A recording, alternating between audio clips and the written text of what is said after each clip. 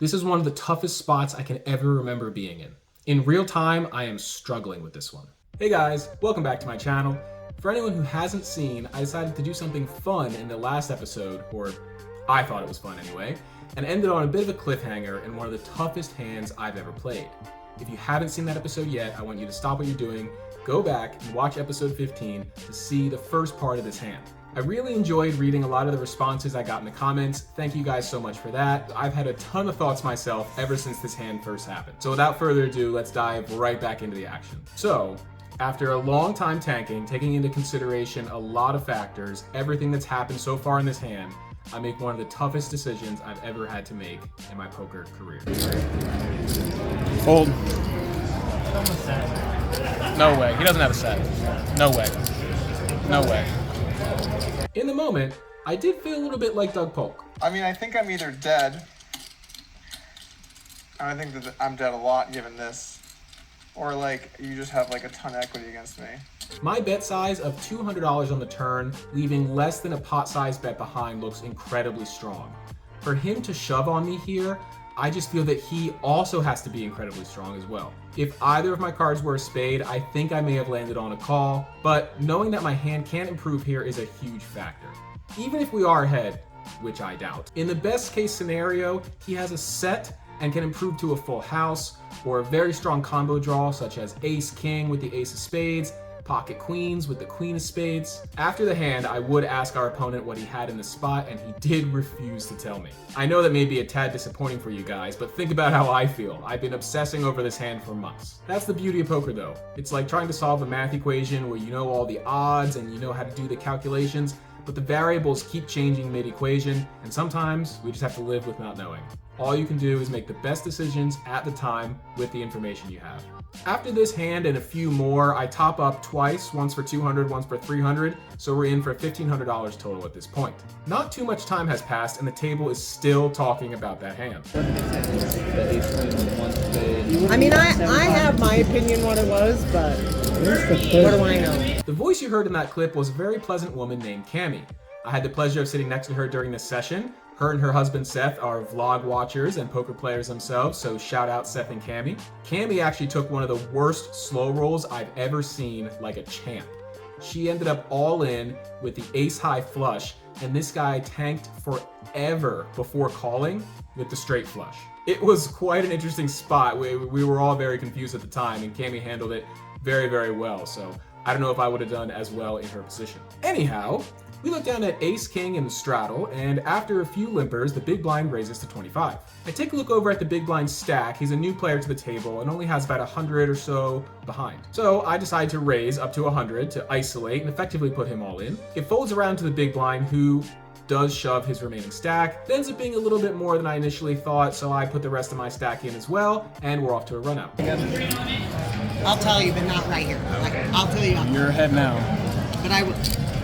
You're probably still. Yeah. Man, am I glad I folded. Oh! Sorry, man. Wow. Sorry, man. In one of the most brutal runouts I've ever been a part of, the board ends up running out quads. So our ace high ends up beating pocket queens, who was ahead the entire way until the river. It's a shame our opponent was so short stacked, but it's hard to complain after winning this hand. In our next hand, we have pocket sevens in the big blind. There was a raise to $10 pre-flop with 2 callers when it gets to me.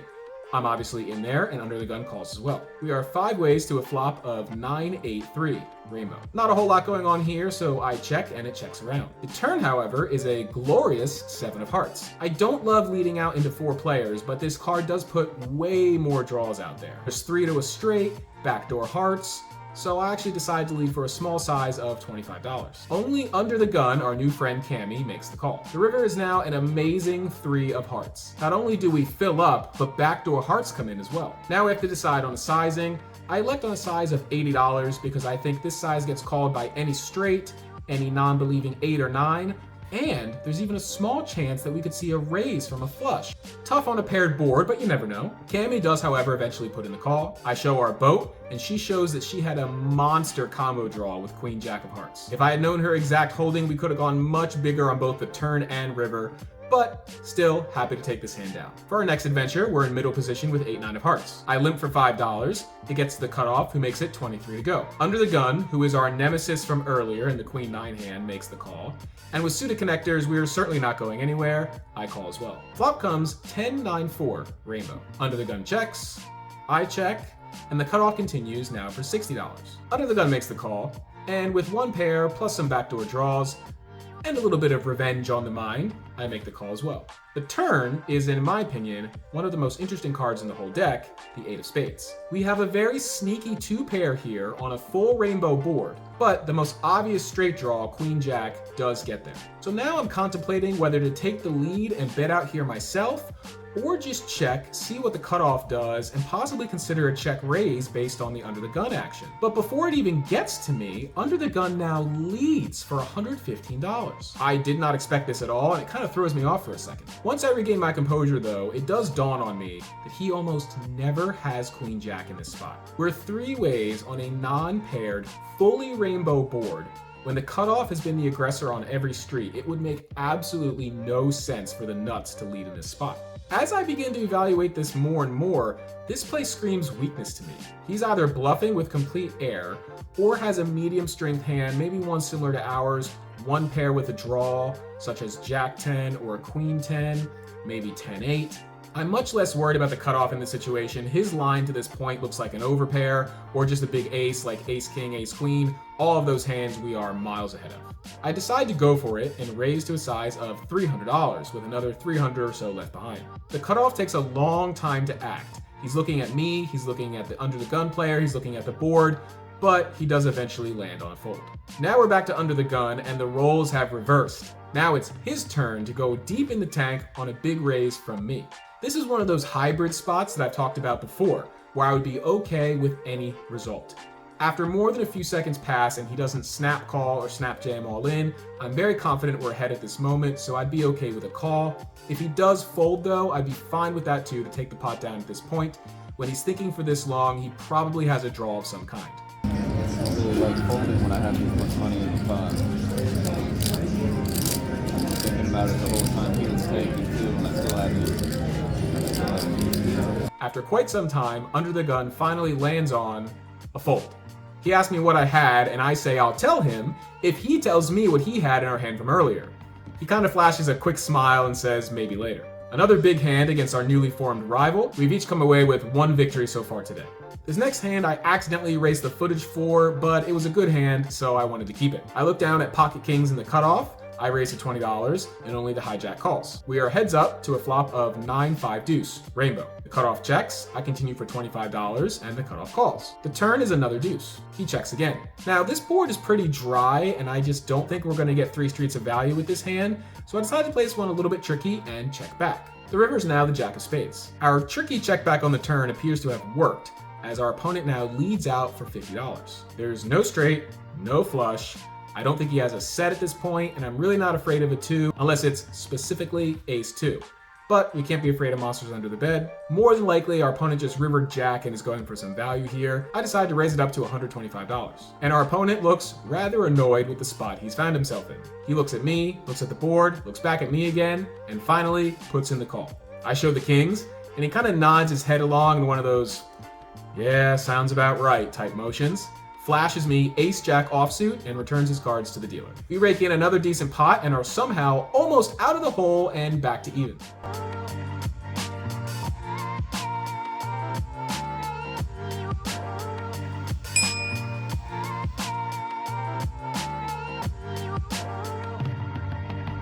I really wish I could say that I got up and got the food my body is desperately craving, but when we look down at pocket tens in middle position, gotta play this one. There's a straddle on and I raise it up to $20. Cutoff calls and so does the big blind. We're 3 ways to a flop of jack 8-6, 2 spades. Big blind checks. With second pair, I think it's safe to continue here. I go for $30. Cutoff makes the call and the big blind folds. We are now heads up to a turn of the 7 of diamonds. This card isn't really great for me, definitely better for the cutoff's range than mine, but we do now have a gut shot and the cutoff only has 100 or so left. With second pair, I decide to continue firing. I bet $60. The cutoff thinks for a little bit, and I just get the feeling she's either going to jam or fold in this spot. Obviously, a jam wouldn't be good for us when she's thinking this long, so now I'm just hoping for a fold. The cutoff, however, chooses option C and just makes the call. The river now comes the 5 of spades. So we're unimproved, and I decide to do what I should have just done on the turn and check, hoping to get to a cheap showdown and maybe scoop this pot with second pair. The cutoff, however, has other ideas and goes all in for her remaining $37. I kind of just sigh call in this situation here. I know exactly what this means. We're never ahead in this spot, but for only $37 more, I put it in and we get shown Jack 10 offsuit. I immediately regret not checking the turn. I think that this hand probably would have checked back and we could have got to a cheap showdown, but I decided to continue and we get punished for it. In our final hand of the night, I'm in the straddle and we look down at pocket eights.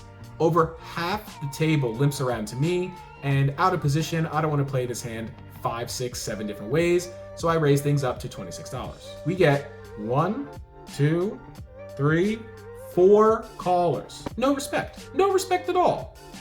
That's fine, I see how it is. We'll just have to quintuple up. No big deal. Flop comes out ace 7, 6, 2 hearts. The big blind checks. Whenever there's an ace high board, it tends to favor the pre-flop aggressor's range, so I continue for a size of $60. This should narrow down the field a bit, and while we don't actually have an ace, we do have second pair with some optimistic backdoors. Field, however, only narrows by the slightest of margins as we get 3 callers. Only the small blind makes the fold. Now, if there's one card that you think could be the most interesting card in the entire deck to appear on the turn here, what do you think that would be? Well, if you guess the 8 of spades, you're wrong. The turn is the 9 of hearts, which is arguably much more interesting in my opinion. Big blind checks, and our hand has now improved considerably. We have an open-ended straight flush draw. However, after getting 3 calls on the flop and the front door flush comes in, it's unlikely we're actually ahead at this point despite our mega draw. I like to go with a check in this spot with intention to call pretty much any bet or very happily get to a cheap river. We are not going to get the opportunity to see any free cards, however, when the cutoff goes all in. He covers me, and now we are in a spot. I did check with the intention to call pretty much any bet. I did not anticipate an all-in by the only player at the table still in this hand that covers me. You must already have the flush, right? Or at the very worst, maybe a straight that's afraid of seeing a 4th heart out there? The thing is, I really like my hand here.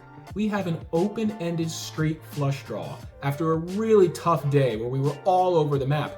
Down to only $70 at one point, we faced some very tough decisions earlier in the day, and now we find ourselves in a spot where we have the chance to more than double up, which will get us not only out of the hole, but a decent profit as well. I start going through every possible hand our opponent could have. We do double block the straight, so that's gotta be pretty unlikely, right? So I kind of rule that out, and I think it must just be a flush. However, I start to think, would he shove with a flush here though? The thing that's keeping me in his hand for so long is the fact that even if it is a flush, I'm never dead here.